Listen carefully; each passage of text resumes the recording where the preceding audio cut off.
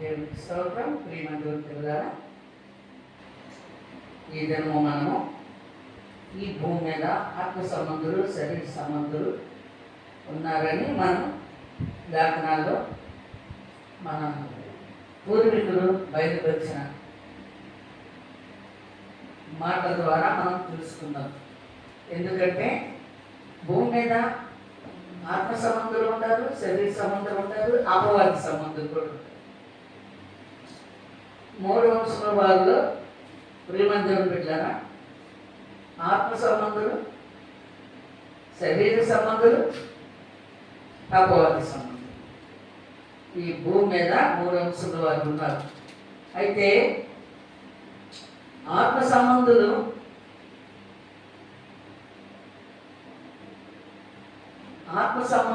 ఏ క్రమంలో నడుస్తారు, శరీర సంబంధులు ఏ క్రమంలో నడుస్తారు. ఆత్మ సంబంధులు తీర్పు, శరీర సంబంధులకు తీర్పు అపోస్తలుడైన బట్టిన పౌలు మనకు చక్కగా లేఖనాల్లో బయలుపరిచాడు. కనుక వీరికి తీర్పు ఎలా జరుగుతుంది? శరీర సంబంధులకి, ఆత్మ సంబంధులకి. అపోస్తలుడైన బట్టిన పౌలు యొక్క మరి లేఖనాల ద్వారా మనము చక్కగా తెలుసుకోగలుగుతాం. రోమీయులకు రాసిన పత్రిక 8వ అధ్యాయము 3వ వచనం నుండి మనం చదువుకుందాం. శరీరమును అనుసరింపక ఆత్మను అనుసరించి నడుచుకొను మన యందు ధర్మశాస్త్ర సంబంధమైన నీతి విధి నెరవేర్చబడవలనని పాప పరిహారము నిమిత్తము దేవుడు తన సొంత కుమారుని పాప శరీరాకారముతో పంపి ఆయన శరీరమందు పాపమునకు శిక్ష విధించెను. శరీరానుసారులు శరీర విషయముల మీద మనసును ఉంతురు, ఆత్మానుసారులు ఆత్మ విషయముల మీద మనసును ఉంతురు. శరీరానుసారమైన మనసు మరణము, ఆత్మానుసారమైన మనసు జీవమును సమాధానమునై ఉన్నది. ఎలయనగా శరీరానుసారమైన మనసు దేవునికి విరోధమై ఉన్నది. అది దేవుని ధర్మశాస్త్రములకు లోబడదు, ఏ మాత్రమును లోబడనేరదు. కాగా శరీర స్వభావం కలవారు దేవుని సంతోషపరచనేరరు. కనుక ప్రియమంతుడు బిడ్డలారా, శరీర మనసు కలిగిన వారు, శరీర స్వభావం కలిగిన వారు దేవునిని సంతోషపరచదు. దేవుని యొక్క మాటల ద్వారా దేవుడు బయలుపరిచిన లేఖనాల ద్వారా మనం చక్కగా నడవాలి. దేవుడు మోషే ద్వారా మనకు ఆత్మ సంబంధులకి కావలసిన ఆహారం సిద్ధపరిచాడు.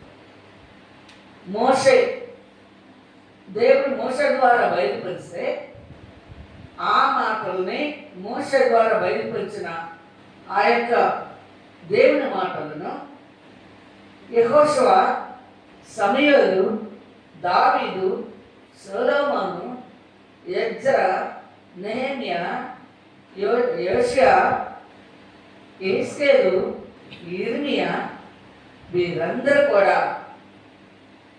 ఆత్మ సంబంధులు కనుక దేవుడు చెప్పిన క్రమం ప్రకారం చక్కగా నడుచుకున్నారు. వీరందరూ నడిచిన క్రమంలో దేవుని కుమారుడైన యేసుక్రీస్తు కూడా చక్కగా నడుచుకున్నాడు. అందుకే ధర్మశాస్త్రమైనను మత్తయి సువార్త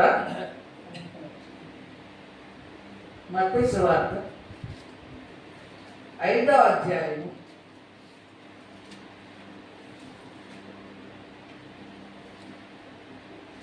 17వ వచనం చదువుకుందాం. ధర్మశాస్త్రమునైనను ధర్మశాస్త్రమునైనను ప్రవక్తల వచనములనైనను కొట్టివేయి వచ్చితనని తలంచవద్దు. నెరవేర్చుటకే గాని కొట్టివేయుటకు నేను రాలేదు. ఆకాశమును భూమియు గతించిపోయిననే గాని ధర్మశాస్త్రం అంతయు నెరవేరు వరకు దాని నుండి ఒక పొల్లైనను ఒక సున్నాయినను తప్పిపోదని నిశ్చయముగా మీతో చెప్పుచున్నాను. కాబట్టి ఈ ఆజ్ఞలలో మిగుల అల్పమైన ఒకదానినైనను మీరి మనుషులకు అలాగున చేయ బోధించువాడెవడో వాడు పరలోక రాజ్యములో మిగుల అల్పుడు అనబడును. అయితే వాటిని కైకొని బోధించువాడెవడో వాడు పరలోక రాజ్యంలో గొప్పవాడు అనబడును. శాస్త్రుల నీతి కంటేను పరిసయ్యుల నీతి కంటేను మీ నీతి అధికము కాని ఎడల మీరు పరలోక రాజ్యములో ప్రవేశింపనేరని మీతో చెప్పుచున్నాను. కనుక ప్రేమ దేవుని బిడ్డలారా, ధర్మశాస్త్రమైనను ప్రవక్తల వచనములనైనను కొట్టివేయి వచ్చిందని తలంచవద్దు అన్నాడు యేసుప్రభు. యేసుప్రభు కదా మనకు మార్గం, దేవుని కుమారుడే కదా మనకు మార్గం. ధర్మశాస్త్రమును కొట్టివేయి వచ్చిందని మీరు తలంచవద్దు. దాన్ని నెరవేర్చుడికే నేను వచ్చి ఉన్నాను. ప్రవక్తల లేఖనములు ముందుగా ప్రవక్తల ద్వారా దేవుడు బయలుపరిచిన ఆ వచనములను నేను కొట్టివేయి వచ్చిందని అనుకోవద్దు. నేను నెరవేర్చుడికే వచ్చిన్నాను. ఈ ప్రకారము ధర్మశాస్త్రము ప్రవక్తలు చెప్పిన ప్రకారము నడవని వాడు పరలోక రాజ్యంలో మిగుల అల్పుడు అనబడును. ఈ ప్రకారము ధర్మశాస్త్రంలో ఉన్న క్రమము నీతి, ధర్మశాస్త్రంలో ఉన్న నీతి ప్రవక్తల వచనములను ఎవరైతే ఆ క్రమం ప్రకారం నడిపిస్తారో వారు పరలోక రాజ్యంలో గొప్పవాడు అనబడును. యేసు ప్రభువే చక్కగా చెప్పాడు, ధర్మశాస్త్రము కొట్టివేయకూడదు. ధర్మశాస్త్రం మూల వంశుల వారికి ఉంది. మూల వంశుల వారి యొక్క జీవితానికి ప్రేమగా వెళ్ళారా. ధర్మశాస్త్రంలో తండ్రిని ఆత్మతో సత్యంతో ఆరాధించే వాళ్ళు ఉన్నారు, విగ్రహారాధన చేసేవాళ్ళు ఉన్నారు, అటు ఇటు కాకుండా సున్నత క్రమంలో నడుచుకునేవారు ఉన్నారు, అటు ఇటు కాకుండా ఉన్నారు. అందుకని మూల వంశంలో వారు ఉన్నారు కనుక ఈ మూల వంశంలో వారు కూడా ధర్మశాస్త్రంలో ఉన్న నీతిని ప్రవక్తల లేఖనములను వాటి ప్రకారము మూల వంశంలో వారు కూడా నడవాలి. అప్పుడే నిత్య జీవనకు వారసులవుతారు. యేసు ప్రభు చెప్పినట్లు ఆత్మ సంబంధులు ప్రేమను దేవుని బిడ్డలారా, ఆత్మ సంబంధులు అయితే ప్రవక్తలు ప్రవచించిన లేఖనాల ప్రకారము ధర్మశాస్త్రంలో నీతి ప్రకారము నడుచుకుంటారు. ధర్మశాస్త్రంలో విగ్రహారాధకులు కూడా ఉంటారు, ధర్మశాస్త్రంలో సన్నచక్రమం చేసేవాళ్ళు కూడా ఉంటారు, ఆత్మతో సత్యంతో ఆరాధించే వాళ్ళు ఉన్నారు. మూడు వంశంలో మూడు రకాల వాళ్ళు ఉన్నారు. ఈ ముగ్గురు కూడా ప్రేమ దేవుడు పెట్టారా ఆత్మ సంబంధులుగా తండ్రిని ఆత్మతో సత్యముతో ఎవరైతే ఆరాధిస్తారో వారు మాత్రమే ఆత్మ సంబంధులుగా నిత్య జీవనకు వారసులు అవుతారు. కనుక యేసు ప్రభు ఈ మూడు వంశముల వారి కొరకు మరి ఈ లోకములో దేవుడు తన కుమారుని ఈ లోకానికి పంపించాడు. మూడు వంశముల వారిని తండ్రి రాజ్యానికి వాసం చేయటానికి ఆయన వెలుగుగా ఈ లోకానికి వచ్చాడు. ఆయన వెలుగై ఉన్నాడు. దేవుని యొక్క వాక్యమును తీసుకొని ఆయన యొక్క వెలుగును తీసుకొని మన మధ్యకు వచ్చాడు యేసు ప్రభు. అయితే అపొస్తలులు అనబడిన పౌలు శరీర సంబంధాల గురించి ఆత్మ సంబంధాల గురించి మనకి చక్కగా బయలుపరిచాడు. కనుక ప్రియమైన పెట్టారా చూడండి 3వ వచనం నుండి మనం చదువుకుందాం మరలా. శరీరమును అనుసరింపక శరీరమును అనుసరింపక ఆత్మను అనుసరించి ఆత్మను అనుసరించియే నడుచుకొను మన యందు ధర్మశాస్త్ర సంబంధమైన నీతి విధి నెరవేర్చబడవలనని పాప పరిహారము నిమిత్తము దేవుడు తన సొంత కుమారుని పాప శరీరాకారంతో పంపి ఆయన శరీరమందు పాపమునకు శిక్ష విధించెను. ధర్మశాస్త్రంలో నీతి ఉంది. 3 అంశాలు వారు ఉన్నారని చెప్పే కదా. ఒకరేమో తండ్రిని ఆత్మతో సత్యంతో ఆరాధించేవాళ్ళు, ఇంకొకరేమో విగ్రహారాధన చేసి వారు మరి దేవుడికి దూరం అయ్యారు, ఇంకొకటి సున్నతి క్రమంలో ఉండి సున్నతి చేసుకుని దాని మీదట రాజ్యానికి వెళ్ళాలని ఆలోచన వాడికి ఉన్నాడు. అంటే ప్రియమైన పిల్లరా, దేవుడు ఏర్పాటు చేసుకొని మరి 3 వంశముల వారిలో షేము, హాము, యాపేతు. షేమ దేవుడు స్తుతినందురు గాక. నీతిని నెరవేర్చడానికి షేముని దేవుడు ఏర్పాటు చేసుకున్నాడు. నీతిని నెరవేర్చాలి, నీతిలో నడవాలి, నడిపించాలి. షేమ దేవుడు స్తుతినందురు గాక. ఈ షేమల నుండి అబ్రహాము నీతిమంతుడైన అబ్రహాము, ఇస్సాకు, యాకోబులు 12 గోత్రాలు ఇశ్రాయేలీయులు ఆశీర్వదించబడిన వారు దేవుని చేత. వీరు వచ్చారు, నీతిని నెరవేర్చడానికి వచ్చారు. కనుక భూమి మీద ఉన్న 3 వంశముల వారు వీరు నడిపించిన నీతి క్రమంలోనే నడవాలి. ఈ 12 గోత్రాల్లోనే నీతిమంతుడైన యేసు ప్రభు కూడా పుట్టాడు. యోధా గోత్రంలో, దావీదు వంశంలో, యోధా గోత్రంలో దావీదు వంశంలో పుట్టాడు. దావీదు కూడా యోధా గోత్రంలోనే పుట్టాడు. కనుక ప్రియమైన బిడ్డలారా, ఆత్మ సంబంధులు దావీదు నడిపించారు. మోసే ద్వారా దేవుడు బయలుపరిచిన క్రమము, మరి దావీదుని దేవుడు అభిషేకించి తన ఇష్టానుసారమైన మనుషుడిగా దేవుడి ఉద్దేశంలో నెరవేర్చేవాడిగా దావీదుని ఏర్పాటు చేసుకొని దావీదుకి ఇచ్చాడు క్రమం. దావీదు రాజుగా ఉన్నప్పుడు దేవుని మనసు దగ్గర చెప్పిన క్రమం నడిపించాడు.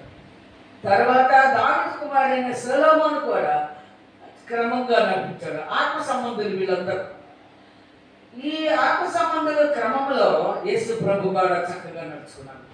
యేసు ప్రభు ఆత్మ సంబంధి కనుక దేవుని తండ్రి చిత్తం నెరవేర్చే వారి నిత్యజీవనకు వారసు. నేను నా తండ్రి చిత్తం నెరవేర్చుకే వచ్చి ఉన్నాను. నేను చేయి బోధ నాది కాదు, నన్ను పంపిన వానిదే అంటున్నాడు. బోధకుడు యేసు ప్రభు బోధకుడు కనుక ఆయన పంపిన వారి యొక్క బోధ చేస్తున్నాడు, పంపిన వారి గురించి బోధిస్తున్నాడు.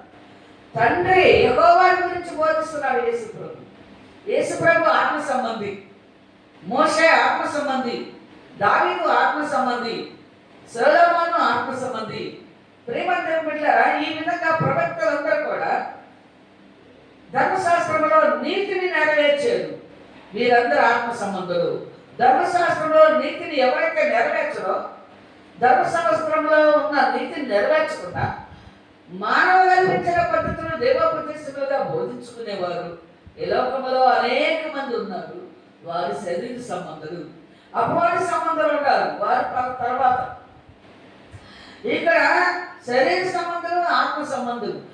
శరీర సంబంధాల క్రమం వేరు, ఆత్మ సంబంధాల క్రమం వేరు. ఇక్కడ చూడండి ప్రియమైన బిడ్డలారా, శరీరానుసారుడు శరీర విషయముల మీద మనసును ఉంతురు, ఆత్మానుసారుడు ఆత్మ విషయముల మీద మనసును ఉంతురు. శరీరానుసారమైన మనసు మరణము. చూసారా, శరీరానుసారమైన మనసు మరణము. ధర్మశాస్త్రంలో ఉన్న నీతిని నువ్వు నెరవేర్చకపోతే నీకు మరణమే. ధర్మశాస్త్రంలో ఉన్న నీతి విధి, నీతిని నువ్వు నెరవేర్చకపోతే నీకు మరణమే, నువ్వు శరీర సంబంధివే. కనుక ధర్మశాస్త్రంలో మోషే ద్వారా దేవుడు బయలుపరిచిన, దేవుని యొక్క మందిరంలో మనసుము దగ్గర దేవుడు బయలుపరిచిన, మోషే ద్వారా బయలుపరిచిన ఆ క్రమమును నువ్వు నెరవేర్చగలిగితే నువ్వు ఆత్మ సంబంధివి. ఆ క్రమమును నెరవేర్చకపోతే నువ్వు శరీర సంబంధివే, నీకు మరణమే. మరణము, ఆత్మానుసారమైన మనసు జీవమును జీవమును సమాధానమునై సమాధానమై ఉన్నది. ఏలైనగా ఎలాగనగా శరీరానుసారమైన శరీరానుసారమైన మనసు దేవునికి విరోధమై ఉన్నది. శరీరానుసారమైన మనసు దేవునికి విరోధమైనది. అది దేవుని ధర్మశాస్త్రమునకు అది దేవుని ధర్మశాస్త్రమునకు లోబడదు. అదిగో ధర్మశాస్త్రమునకు లోబడదు. ధర్మశాస్త్రము ప్రియమైన దేవుని బిడ్డలారా, నీతి ఉంది. ధర్మశాస్త్రంలోనే నీతి ఉంది. ధర్మశాస్త్రంలోనే విగ్రహారాధన ఉంది. ధర్మశాస్త్రంలోనే సున్నతి క్రమం ఉంది. 3 వంశంలో వారు ఉన్నారుగా, ఒక తండ్రి పుట్టినాడు. ధర్మశాస్త్రంలో ఉన్న నీతిని నెరవేర్చమని చెప్పింది. అందుకే షేమును ఏర్పాటు చేసుకొని, షేములో నుండి అబ్రహాము, ఇస్సాకు, యాకోబులు 12 గోత్రాలు వారిని ఏర్పాటు చేసుకొని నీతిని నెరవేర్చి ఆత్మ సంబంధులుగా అనేక మందిని ఆత్మ సంబంధులుగా మార్చడానికి ధర్మశాస్త్రంలో ఉన్న నీతిని నెరవేర్చడానికి ఏర్పాటు చేశారు.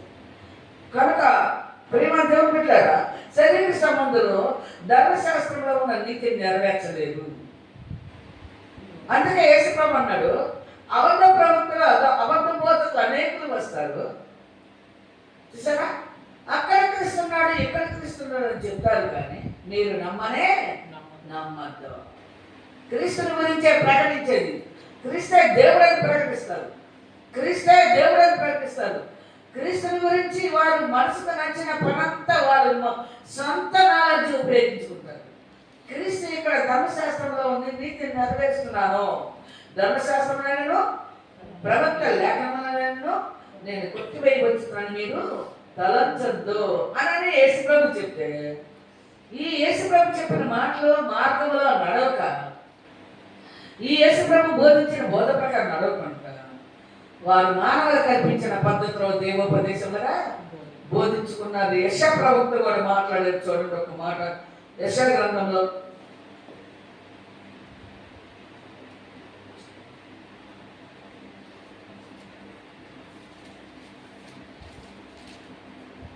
యెషయా గ్రంథము 29వ అధ్యాయం చూడండి.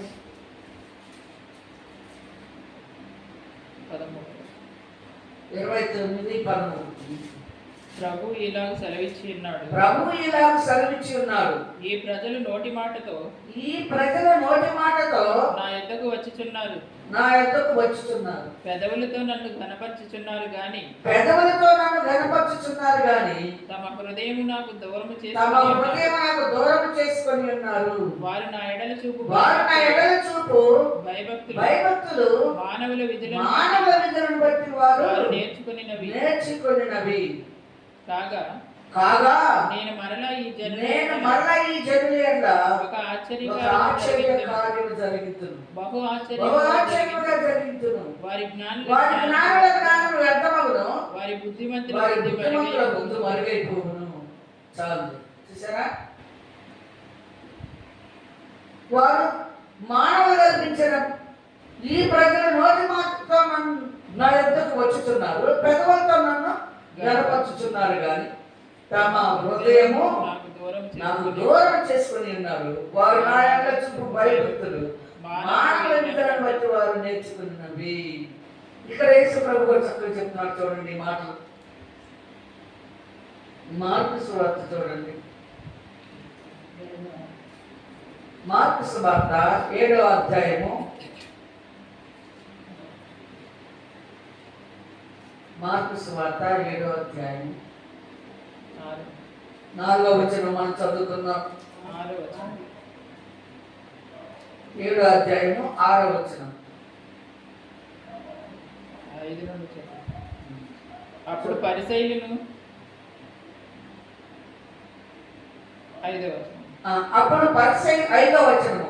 అప్పుడు పరిసయ్యులను శాస్త్రులను నీ శిష్యులు ఎందుకు పెద్దల పారంపర్యాచారము చొప్పున నడుచుకొనక అపవిత్రమైన చేతులతో భోజనము చేయుదురని ఆయన అడిగింది. అందుకు ఆయన వారితో ఇలాగ చెప్పాను, ఈ ప్రజలు ఈ ప్రజలు పెదవులతో పెదవులతో నన్ను కనపరుచుదురు గాని వారి హృదయం వారి హృదయం నాకు దూరంగా ఉన్నది. వారి మానవులు వారి మానవ కల్పించిన పద్ధతులు దేవోపదేశం బోధించుచు నన్ను నన్ను వ్యర్థంగా వ్యర్థముగా ఆరాధించుదురు అని వ్రాయబడినట్టు వేషధారులైన మిమ్మును గూర్చి యెషయా ప్రవచించినది సరియే. మీరు దేవుని మీరు దేవుని ఆజ్ఞను విడిచిపెట్టి మనుషుల మనుషుల పారంపర్యాచారములు గైకొనుచున్నారు. మరియు ఆయన మీరు మీరు మీ మీ పారంపర్యాచారమును గైకొనుటకు దేవుని దేవుని ఆజ్ఞలను బొత్తిగా బొత్తిగా నిరాకరించుదురు. చూసారా, దేవుని ఆజ్ఞను బొత్తిగా నిరాకరిస్తున్నారు. యెషయా ప్రభువు ద్వారా దేవుడు బయలుపరిచిన మాటలకి ఈ మాటలు యేసు ప్రభు మనకు బయలుపరుస్తున్నాడు. ఆత్మ సంబంధులు దేవుని మాట వింటారు, దేవుడి యెహోవా మాట వింటారు. ఇప్పుడు చూడండి, ఆత్మ సంబంధం ఎవరు? యెషయా ప్రవక్త. యెషయా ప్రవక్త ద్వారా దేవుడు బయలుపరిచాడు. ఆత్మ సంబంధం ఎవరు? కొత్త నిబంధనలో యేసు ప్రభు.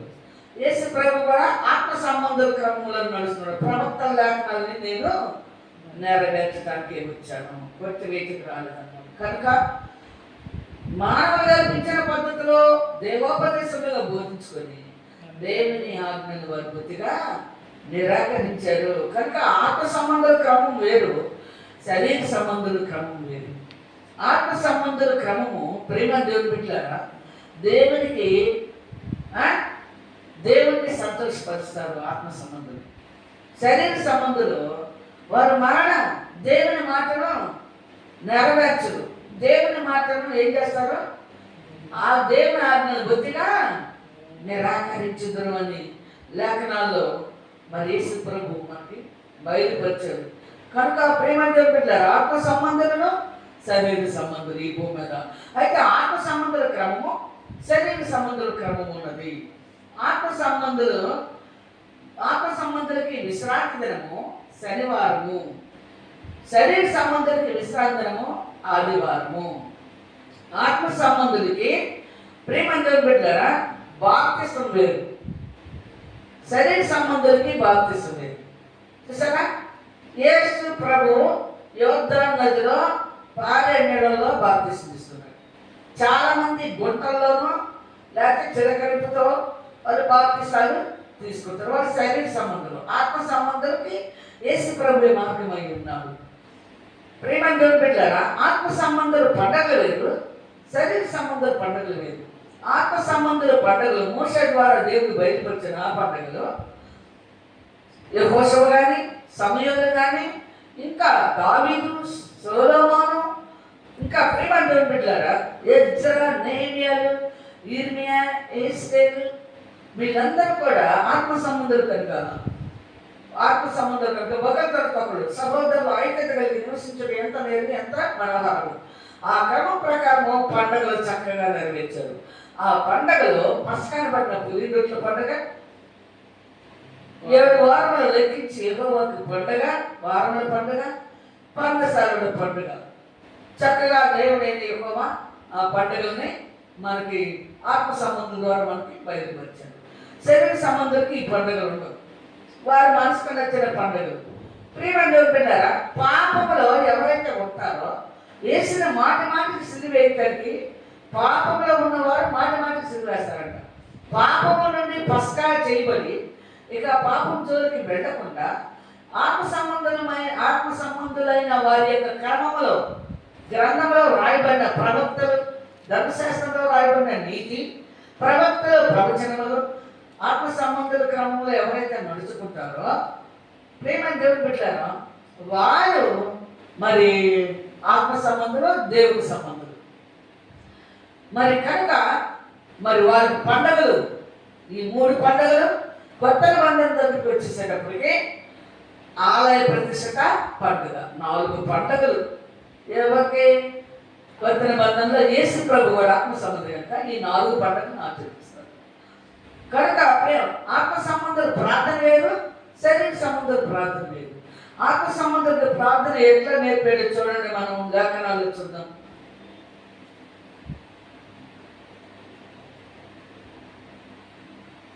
యోహాను సువార్త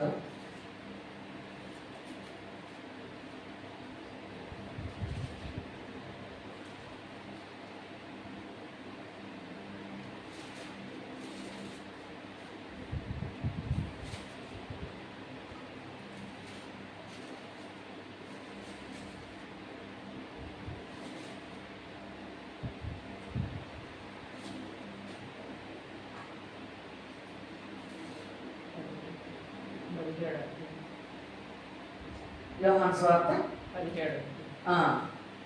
17వ అధ్యాయం మనం చూద్దాం. యోహాను సువార్త. యేసు ఈ మాటలు చెప్పి యేసు ఈ మాటలు చెప్పి ఆకాశము వైపు కన్నులెత్తి ఆకాశం వైపు కన్నులెత్తి ఇట్లా నేను తండ్రి నా గడియ వచ్చి ఉన్నది. నీ కుమారుడు నిన్ను మహిమపరచునట్లు నీ కుమారుని మహిమపరచుము. నీవు నీ కుమారునికి ఇచ్చిన వారందరికీ ఆయన నిత్య జీవము అనుగ్రహించునట్లు సర్వ శరీరాల మీద ఆయనకు అధికారం ఇచ్చితివి. అద్వితీయ సత్య దేవుడైన నిన్నును నీవు పంపిన యేసుక్రీస్తుని ఎరుగుటే నిత్య జీవము.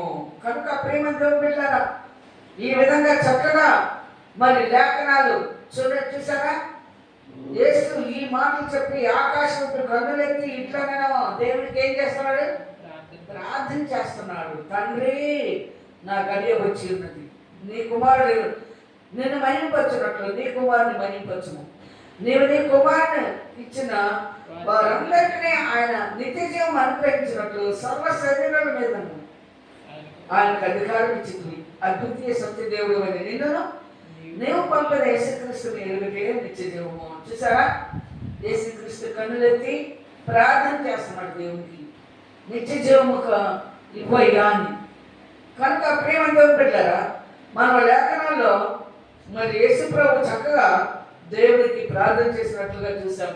ఇప్పుడు చూడండి, మన మత్తయి సువార్తలో కూడా ఒక మాట చదువుదాం మనం. మత్తయి సువార్త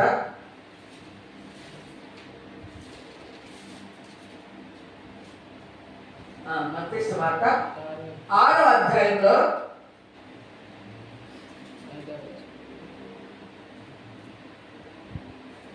6వ అధ్యాయము చదువు.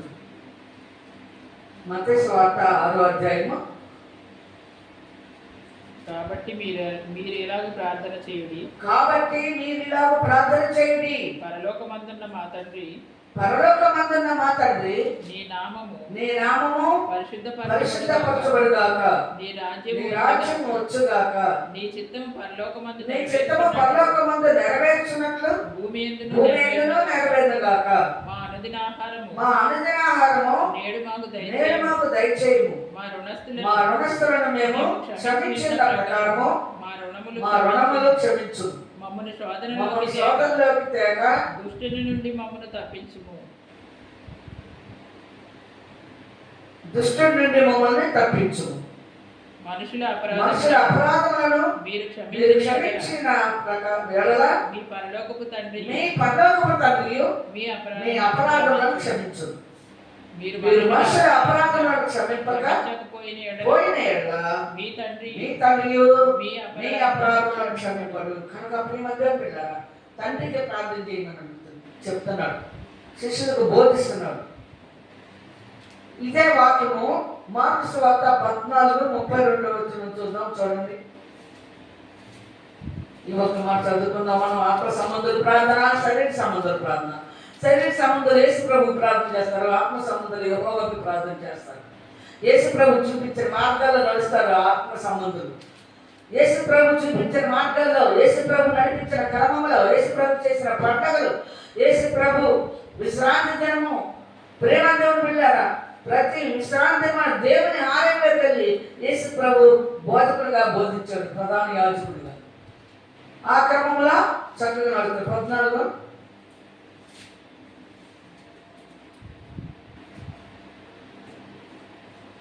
మార్కు సువార్త 14వ అధ్యాయము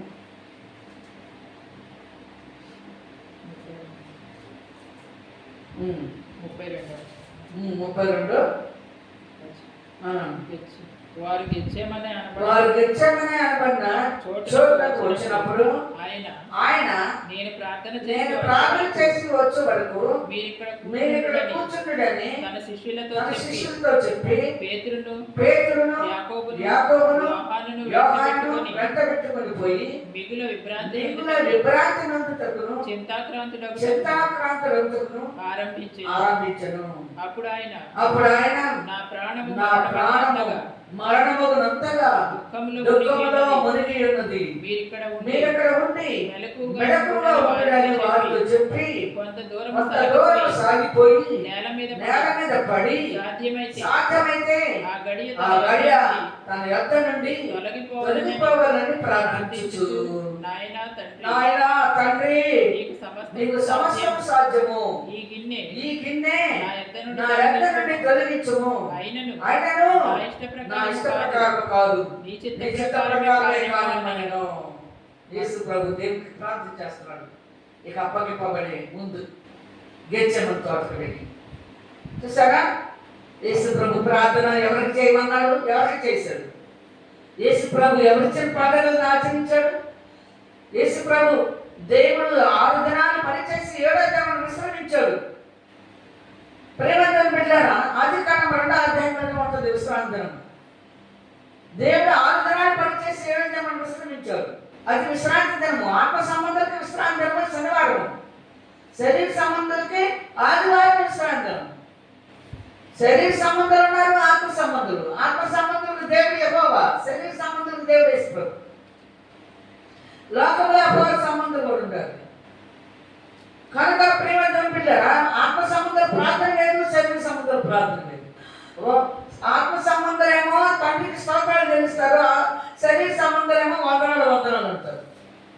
ప్రార్థన యేసు ప్రభుకే చేసేదానికి వందనాలు, సహోదరుడు కదా యేసు ప్రభు మనకి ఎంతకని వందనాలు.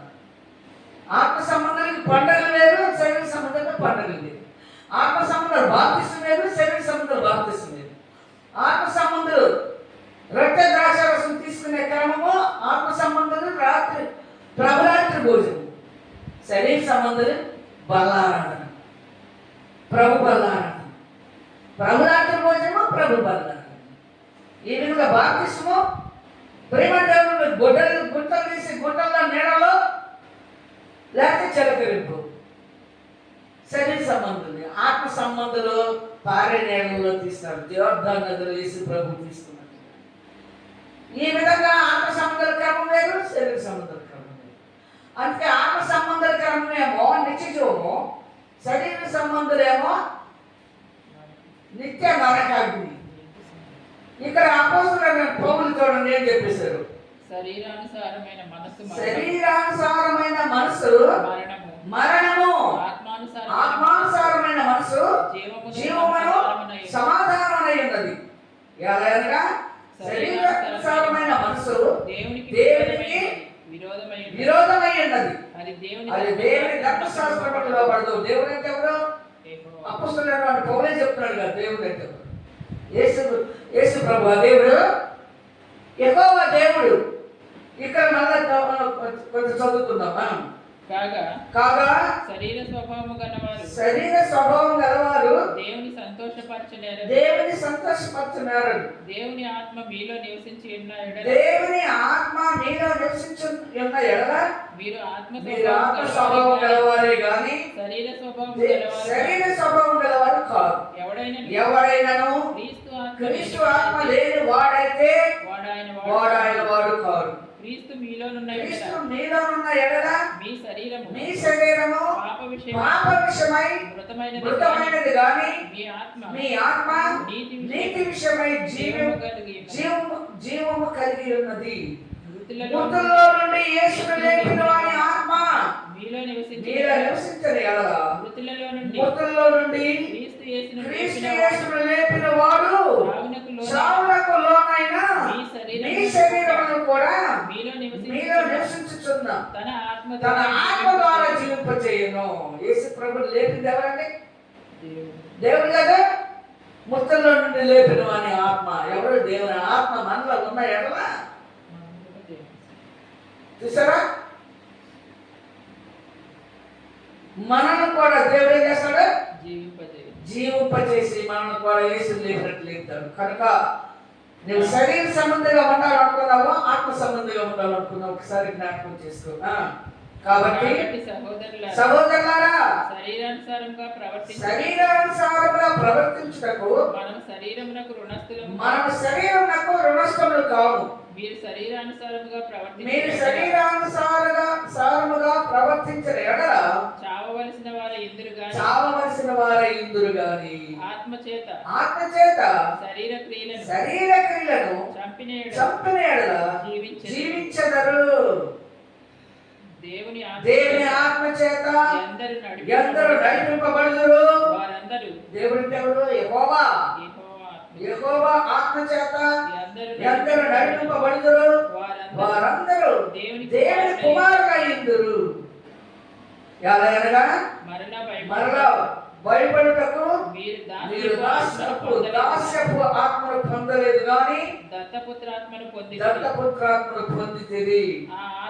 ఆ ఆత్మ కలిగిన వారమై మనము మనము అబ్బా తండ్రి అని మొరపెట్టుచున్నాము. మొరపెట్టుచున్నాము. మనము దేవుని పిల్లలమని ఆత్మ తానే మన మన ఆత్మతో కూడా సాక్ష్యమిచ్చుచున్నాడు. మనము పిల్లలమైతే వారసులము, అనగా దేవుని వారసులము. క్రీస్తుతో కూడా మహిమ పొందుటకు ఆయనతో శ్రమపడిన ఎడల క్రీస్తుతోడి వారసులము. కనుక యేసుక్రీస్తు దేవుని కుమారుడని నమ్మండి. యేసుక్రీస్తు దేవుడు పంపించాడు. దేవుని కుమారుడని నమ్మండి. యేసుక్రీస్తు ఆత్మ సంబంధాన్ని నమ్మండి. యేసుక్రీస్తు ధర్మశాస్త్రం ప్రవక్తల లేఖనం కొట్టివేయకుండా ఆయన నెరవేర్చి తండ్రి చిత్తం నెరవేర్చి మనకు మార్గం అయి ఉన్నాడు. తండ్రి చిత్తం నెరవేర్చి మనకు మార్గం అయి ఉన్నాడు. కనుక మన పాపం అంతా కూడా ఆయన యేసుక్రీస్తు మీద దేవుడు వేసి ఆయన సిలువలో బలియాగము చేశాడు. మన పాపములు కూడా మనం ఏం చేసాము? సిలువలో పాతి పెట్టేశాం. ఇప్పుడు ఆత్మ సంబంధులని శరీర సంబంధులు కానే కాదు. కనుక ఆత్మ సంబంధుల క్రమము, శరీర సంబంధుల క్రమము ఇక్కడ అపొస్తలులను బడిన పౌలు ద్వారా మనం బయలుపరిచాడు, తెలుసుకోగలిగినాము. ఆత్మ సంబంధులేమో జీవములకు పెడతారు, శరీర సంబంధులు మరణమునకు పాతాళమునకు వెళ్తారని ప్రియమందిరం పెట్టారు. ఇక్కడ అపొస్తలులను బడిన పౌలు చక్కగా బాహాటముగా మనకు ఇద్దరి గురించి చక్కగా బయలుపరిచాడు. దేవుని ఆత్మ నీలో నివసించని అట్ల నువ్వు ఆత్మ సంబంధివి. క్రీస్తుతో కూడా నువ్వు లేపబడతావు.